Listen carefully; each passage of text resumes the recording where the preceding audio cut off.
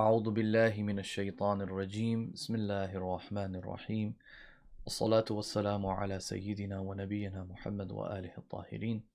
Welcome to another session on A Drop from the Sea, short stories of Ulema from the book Jurayee Az Darya, Volume 1. Let's go to entry number 7. In entry number 7, we have the story of a scholar named Sayyid Husayn Kuh-Kamari. Sayyid Husayn Kuh-Kamari died in 1299 Hijri, which is around 1881 of our calendar. In this story, Ayatullah Zanjani says that there's a story that I have heard from a very reliable chain of transmission. He says, I heard from either Haj Agha Jawad or Haj Agha Raza or Haj Agha Abul Fazl. These three scholars are the same people who Ayatollah Zanjani quotes the story from in the entry of Shaykh Hasan Kashif al-Ghita.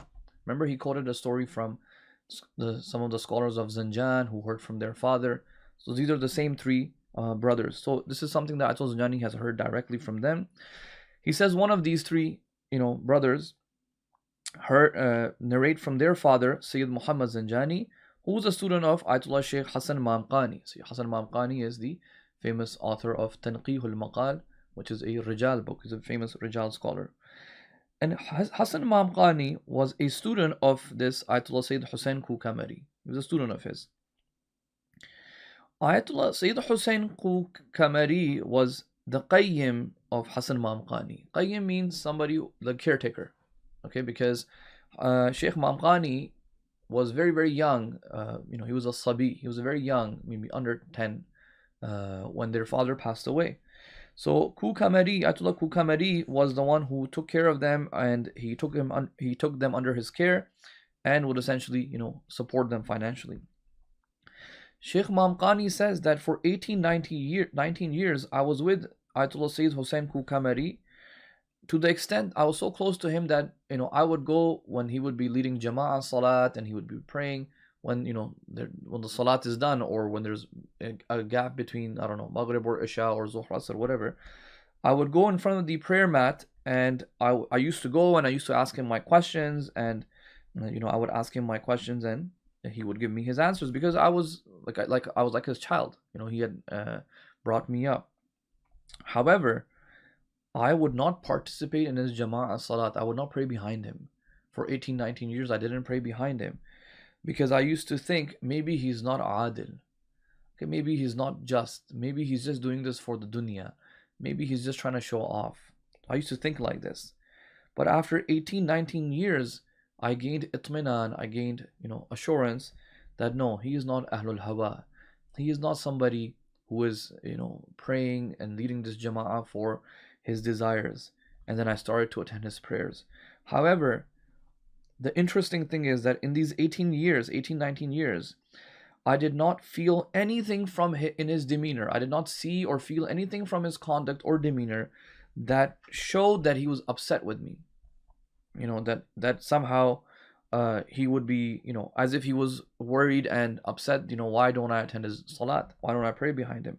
He was so, indifferent to whether I prayed behind him or not. He didn't care.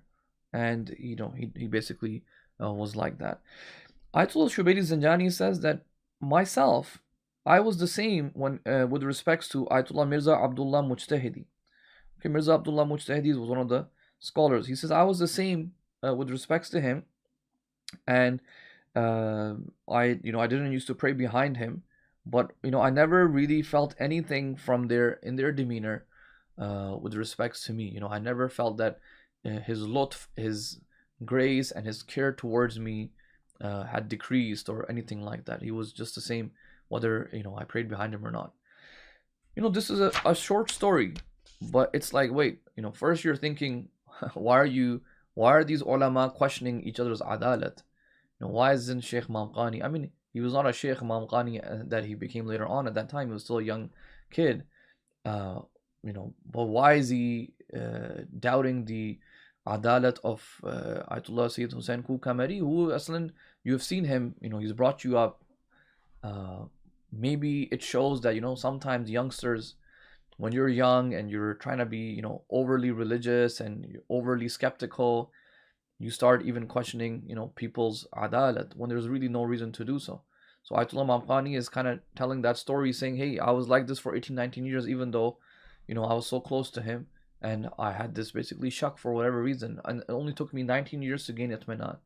That's not a good thing to do. That's not a good state of mind to be in. Just assuming somebody is Ahlul Hawa.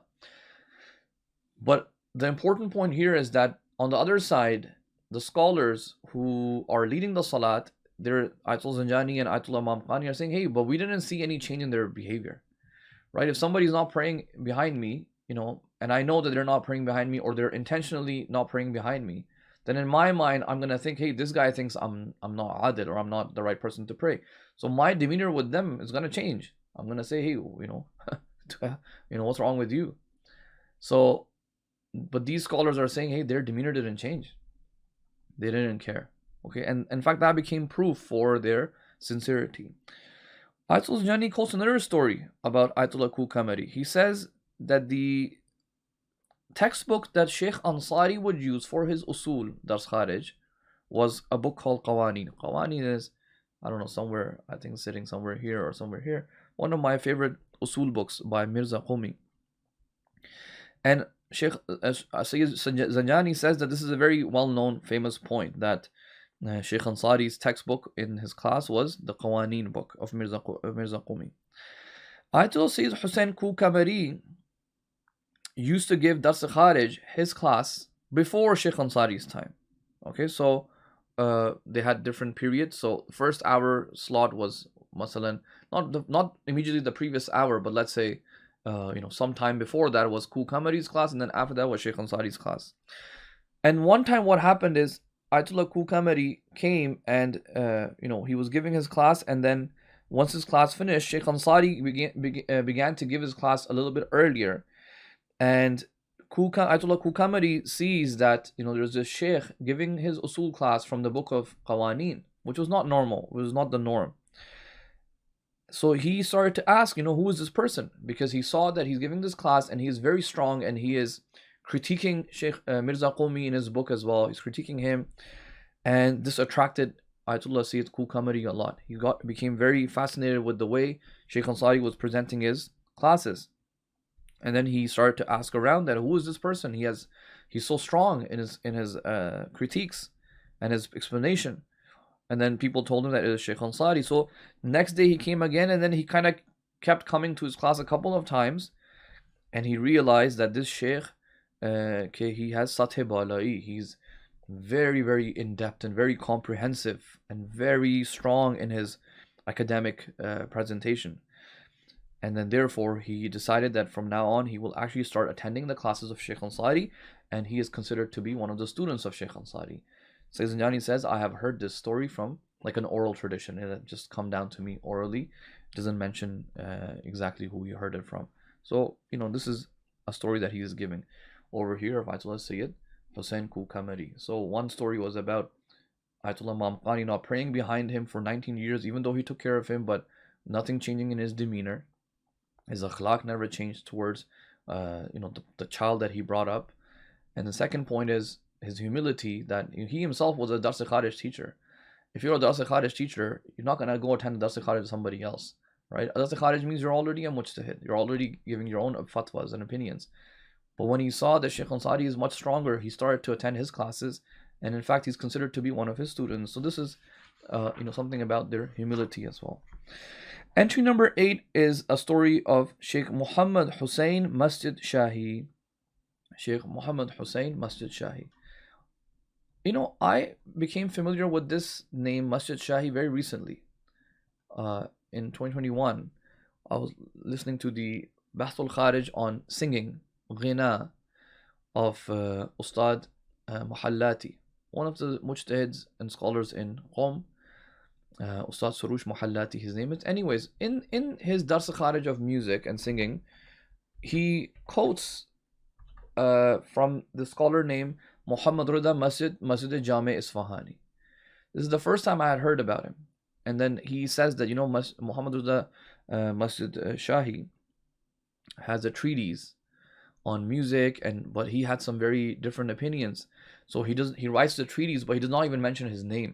He calls himself, with like a different title, so that people can't figure out who wrote this book, because he was going to mention some very different opinions and unique opinions that people would have become upset with. So he doesn't even publish it under his own name. But later on, they figure out. But anyways, this is from the Bahth Kharij of music, or singing, sorry, and I will link this in the description as well. You can read up on it as well. Now, this story is so Shaykh Muhammad Reza Masjid-Shahi is quoting this story. Okay, the entry is about Muhammad Husayn Masjid-Shahi, who is the father of this person. Okay, so the son is quoting the story. Who is the son? Son is Muhammad Reza Masjid-Shahi, the one on that Iqra Online article. Ayatullah Zanjani says that he was a very important scholar of Isfahan. He has a risala, a treatise that he has written about the etiquettes of the month of Ramadan, which he wrote for his own son, Majdul Ulema. These are titles that they had. And he called that title Risale Amjadiyya. Okay? And in that risala he writes that from the closest person to me, genealogically speaking, okay, biologically speaking, I have heard him say that, this person say that I was fasting and I was in the shrine of Amir al-Mu'mineen and I was reciting the ziyarah of Aminullah. When I reached a certain line of the ziyarah, okay, I realized that a sufra has opened up in front of me. A food thing, a sufra meaning a food mat has opened in front of me, and I began eating from it, and I realized that it was not in contradiction with me fasting either. Okay, how is that? Maybe this was like a vision or a karama or something like that had happened. And he's like, I was fasting, but when I was reciting Ziyarat Aminullah, the sufra opened in front of me in the Haram of Imam Ali, and I saw myself like I was eating from it. So Shaykh Muhammad Rida says that he does not mention the name of this person. So he says that this person was closest to me genealogically and biologically speaking. But Ayatollah Zanjani is saying that Haj Mirza Abdullah Mujtahidi Ridwanullah alayhi heard directly from Muhammad Reza Masjid-Shahi that he said, I'm referring to my father. Who is the father? His father is Shaykh Muhammad Husayn Masjid-Shahi, who was known to be Sahib Karamat, somebody who had these Karamat with him. And he says there were 7 brothers. Agha Najafi was the oldest one of them, then Muhammad Husayn, and then Agha Nurullah, and so on. He goes through the different brothers and stuff. He says Agha Najafi, who was one of the brothers. Okay, this Najafi, his full name is Shaykh Muhammad Taqi Isfahani, okay, famously known as Agha Najafi.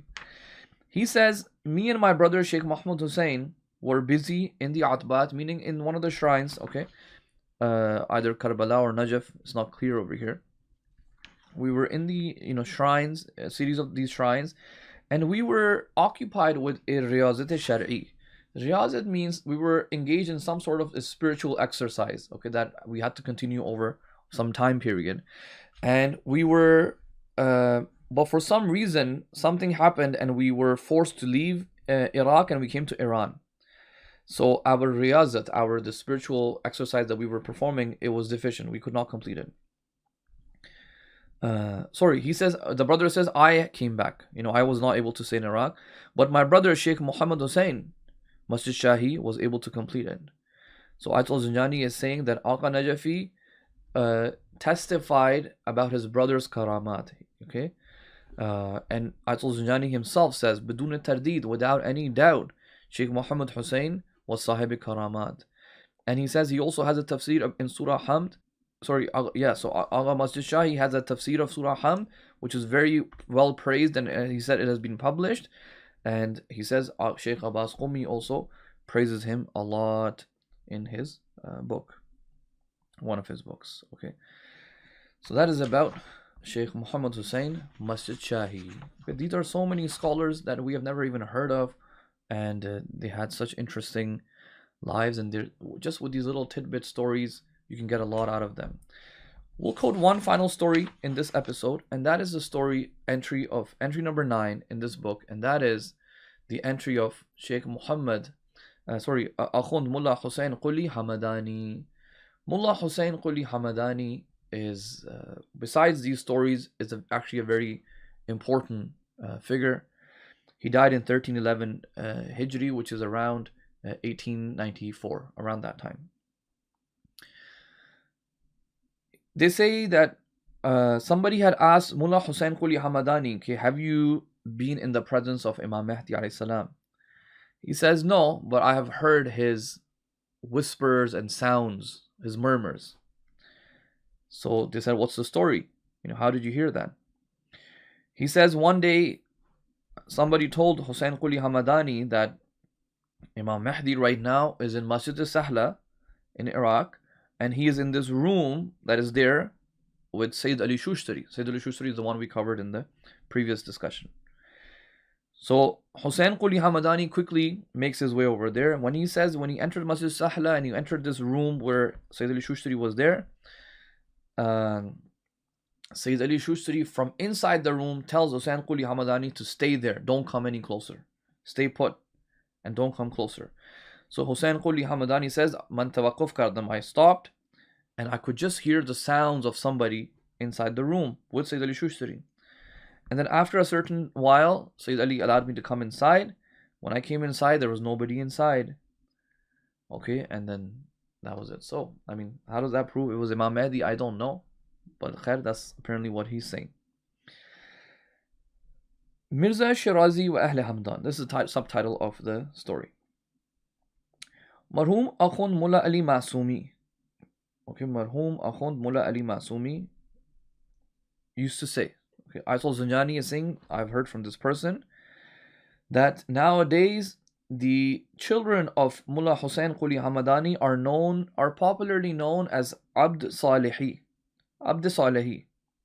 Okay? Why are they called by this title?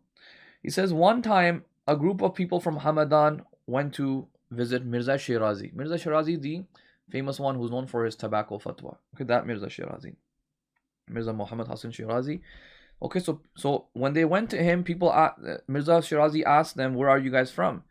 And they said, we are Ahl Hamadan. Hamadan, obviously the city in Iran. I've been to Hamadan, it's a nice city. And in fact, there's a lot of other things to do in Hamadan, but even on the outskirts of Hamadan, it's famous for is a cave. There's a cave called Ghar Ali Sadr. If you Google it up, you'll see the cave. It's like one of the largest salt caves in the world. So it's actually very beautiful and nice. If you ever go Iran, check it out. And so anyways, they said to him, we're from Hamadan. So Mirza Shirazi said, Hamadan Abd Saleh Mullah Husayn Quli. Okay, Hamadan of this righteous servant Husayn Quli. And then ever since then, this laqab, this title, Abd Salihi, was basically, they chose it for themselves. Okay, so these are two stories. Now I want to mention a point about Husayn Quli Hamedani and Sayyid Ali Shushtari that was mentioned in the previous episode. Sayyid Ali Shushtari and Husayn Quli Hamedani are actually famous for their schools of thought in mysticism. Okay,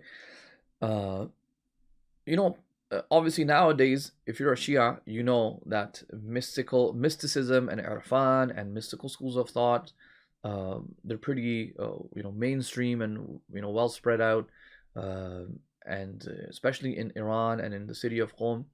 And also this idea of Ustad Akhlaq, okay, teacher of Akhlaq, having this private teacher of Akhlaq or a teacher that you can go to for all your advice and spiritual prescriptions and all of that.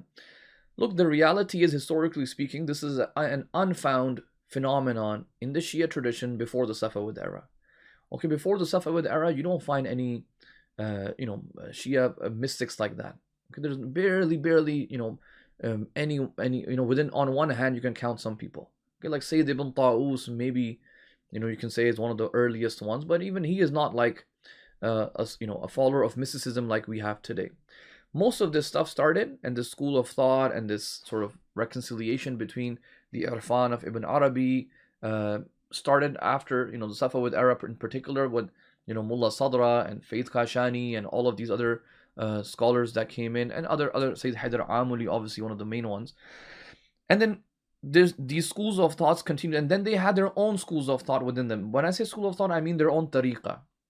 their own sort of spiritual pathways, their own prescribed ways of Sayr al-Suluk. Okay, Sayyid Ali Shushtari and Husayn Quli Hamedani were of a specific tariqa, of a specific school of thought, and many of their later students and stuff are, they trained a lot of students, and a lot of the current day, present day mystical schools of thought, or let's say people who are into mysticism, or teachers who are known for their mysticism, trace their tariqa back to Husayn Quli Hamedani and Sayyid Ali Shushtari. So it's these people, right? But there's a lot of discussion about them, and especially today after the revolution, it's become so widespread. It's like on every other street you will find this ustad of irfan and an ustad of akhlaq and a teacher of akhlaq, and spiritual teachers and private teachers and teachers who can give you prescription. This is something that we have to kind of study. Unfortunately, things happen, and by the time it's things blow up and it's too late to kind of address and fix. We have to study this phenomenon, right? Especially the way it is today. People that come up and make a criteria for you must have a ustad akhlaq. These are things which are so new. These terminologies are so new. If you look at Agha Buzurg Tahrani, he's the one I quoted in one of the previous episodes. Agha Buzurg Tahrani, he has a book called Az Darya that I mentioned. Or if you look at his other book, A'lam Shia, barely do you find any scholars by the title of Ustad of Akhlaq or Ustad of Irfan. Even Husayn Quli Hamedani and Sayyid Ali Shushtari, they themselves are not referenced like that. So these terms are new, these practices are new, and this sort of widespreadness, they're so widespread today. This is all new, okay? And obviously with the rise of technology and the ease with which you can do things, it can become widespread. And what reason why I'm mentioning this is because the opportunity to abuse this role and these sort of karamat and these statuses and these positions, it becomes very you can become very prone to it. And we've seen enough examples of it while we were in Iran. We saw enough examples of this, right? So we have to be a little bit careful, who is claiming to be a teacher of akhlaq and a teacher of irfan, and what does it even mean? What does it really mean? As I said, I'm just mentioning a couple of critical points over here. This topic itself requires an extensive discussion on its own. Inshallah, maybe somewhat time in the future I can discuss it. But essentially, learning akhlaq and working on your akhlaq is not just limited to having some secret private teacher that you may have. Okay, that may be one approach. Okay, I don't even believe it's the approach, something that the imams taught per se. These people claim that this from the imams, but whatever, that's a discussion. But there are other approaches as well. Other approaches are you observing all of your teachers, or more importantly, reading books like these, where you kind of get a diverse perspective to see how all different types of ulama behaved, right? Instead of just sticking to one person for the rest of your life and then tying your entire life decisions to them. And we have seen some of these kids that do that, and they sometimes things go down the wrong path, and it can become extremely dangerous, right? They can harm themselves, and their teachers start to abuse them, and teachers start asking them to do crazy stuff. Okay, so be careful, study the history. That's why intellectual history is so important. Study the history of how these things emerged, why they emerged, how did they become so widespread, how come before there was nothing like this, and how come there is stuff like this now? What are the reasons for their emergence? How did the Qajar dynasty push a lot of these things? How did the Safavid dynasty? What were the sociological conditions that pushed for these type of trends to emerge? Study these things, and then for today's day and age, you will make much wiser decisions. You will make much better, smart, and calculated decisions before you decide to dedicate your life, or I don't know, submit your aql and submit your intellect and submit your entire life and your soul to some individual, and allow them to dictate your entire life. So look, these are things that can become very, very dangerous as well. So that's all I wanted to mention. Okay, so but regardless, we're not saying anything about Sayyid Husayn Quli Hamedani or Sayyid Ali Shushtari. They were scholars in their own right, and they may have had these karamat, and they may have had these the strength. But we're not talking about them. We're talking about people that came after them, right? People that can easily abuse a title such as I'm their student, or I can trace my teachers back to them, and whatever. All of us who studied in Qom can trace our teachers back to someone. I can trace my teacher back to Imam Khomeini. It's not that difficult to do that. Doesn't mean I'm a student of Imam Khomeini, or somehow I trace my my teachers. My teacher was this person who learned under, I don't know, Agha Misbah studied under Falan, and that studied under Imam Khomeini. Anyone who studied in Qom can probably do that with 2-3 mediums through 2-3 teachers. But that doesn't mean you go and claim and start saying that, hey, I'm from their school of thought, and I'm from their tariqah, and I have some secret recipe for, I don't know, spiritual wayfaring. Stick to the basics. Stick to the basic ahkam, stick to the basic akhlaq, which is there. It's in the riwayat, it is there in the traditions. And be very careful of anyone trying to say that they have some secret pathway for you for spiritual success and spiritual wayfaring. The Quran is very clear. The Prophet didn't do no secret secret missions like that. Keep it real, stay normal, and don't get yourself stuck in any issues. Inshallah, maybe in some later future episode we can discuss and analyze this stuff in a little bit more critical depth. Inshallah, I'll see you all in a later episode where we will discuss Akhund Mulla Lutfullah Mazandarani, Mirza Muhammad Hassan Shirazi, and if we get time, we will discuss Mirza Abul Muali Kalbasi Isfahani. This is a little bit longer story for his, inshallah. See you all later. Wassalamu alaikum wa rahmatullahi wa barakatuh. And don't forget to like, share, and subscribe, please. I'll see you all later.